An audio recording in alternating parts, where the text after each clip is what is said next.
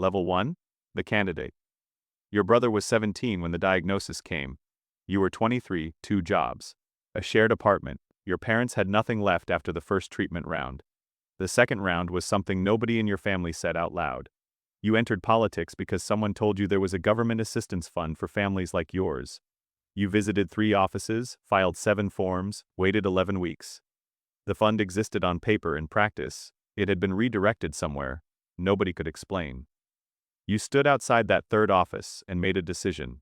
The only way to fix a system that fails people is to get inside it. You believed that completely. You knocked on doors for 4 months. You lost sleep. You could not afford. On election night, your brother called from the hospital. He said he was proud of you. You won by 340 votes. Level 2. The elected. The office is smaller than you expected, not physically. In terms of what it can actually do, you arrive with a list, specific problems, specific solutions. 4 months of door knocking behind every item. The first senior party meeting disassembles it quietly.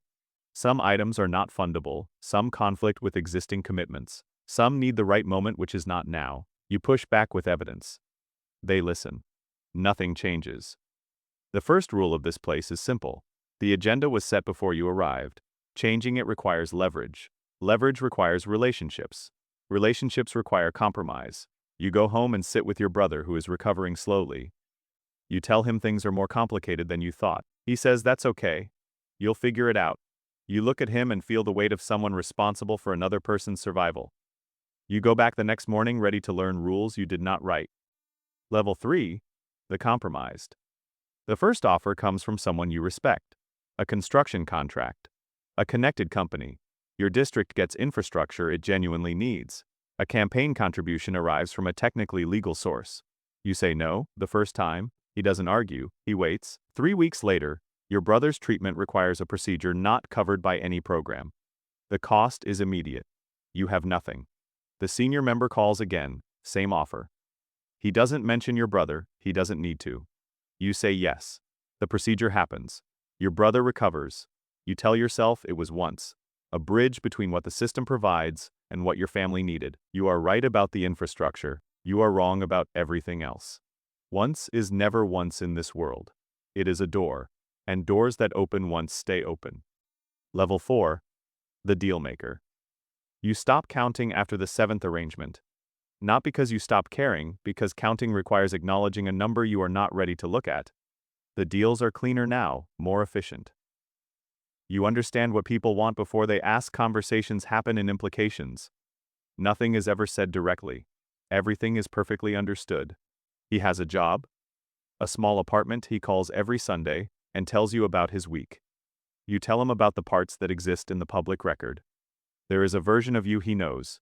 That version is real. It is also incomplete.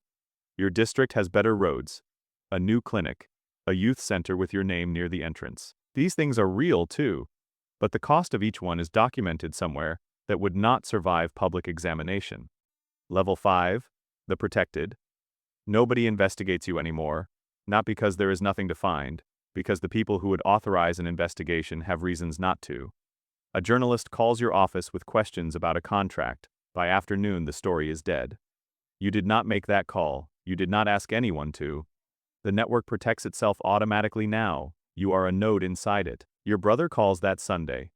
He saw your name in the news, positive coverage. He says you look tired but good. He says your parents would have been proud. Your parents passed 2 years apart. They saw you elected but not this. You sit after the call and look at the plaque on your wall, your original platform written before you understood how any of this worked. You have delivered parts of it. Not the parts you meant first. Level 6. The Untouchable. Power at this level is quiet. No dramatic moments. Just walking into rooms and watching people recalibrate. Decisions that were stuck become unstuck. Conversations start that weren't happening before. Your brother visits your office once. He sits in the chair where people come to ask for things. He doesn't ask for anything. He just looks around slowly. He says you've come a long way from that apartment. You say yes. He asks if you're happy. You give him an answer that is technically true and practically incomplete. You have been giving those answers for years. After he leaves, you sit with the question longer than you did while he was there. Happy is not the right word. Necessary is closer. You have made yourself so embedded that removing you would destabilize things people depend on. You tell yourself that is enough. Level 7, the architect. You start building systems for other people, younger politicians, idealistic. The way you were idealistic, they come for mentorship, you give it genuinely, you teach them how things actually work, you watch them make their first compromises, you recognize the expression, you say nothing because nothing useful can be said. The understanding only comes from inside the experience. Your brother calls less now, not conflict. His life is full, work, a relationship, friends who know nothing about where he came from. He has built something separate from you. You encouraged that. You are proud of it. You are also aware the distance is not only geographical. He has questions he has never asked directly. You know him well enough to know that.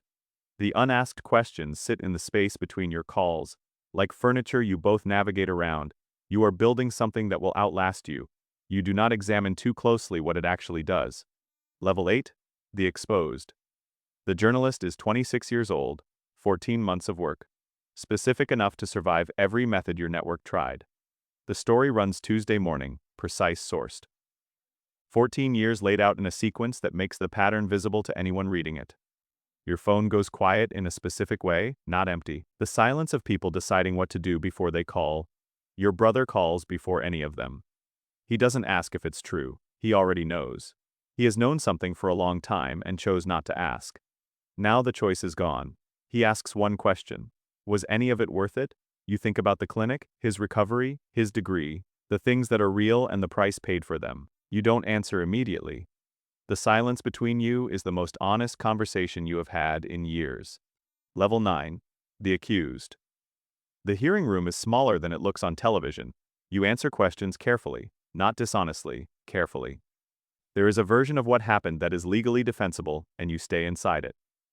On the third day, you see your brother in the gallery. He came without telling you, sitting in the back. The expression on his face is one you recognize from the hospital years ago.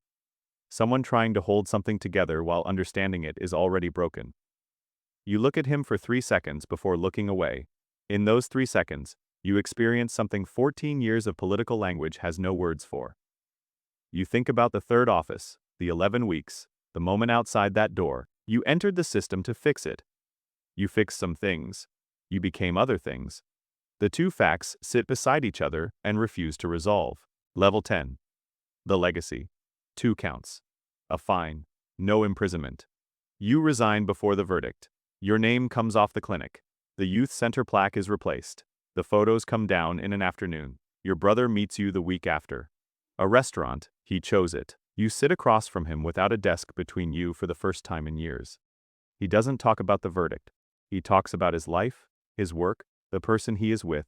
He speaks to you the way someone speaks to a person they have decided to continue knowing, despite understanding them completely.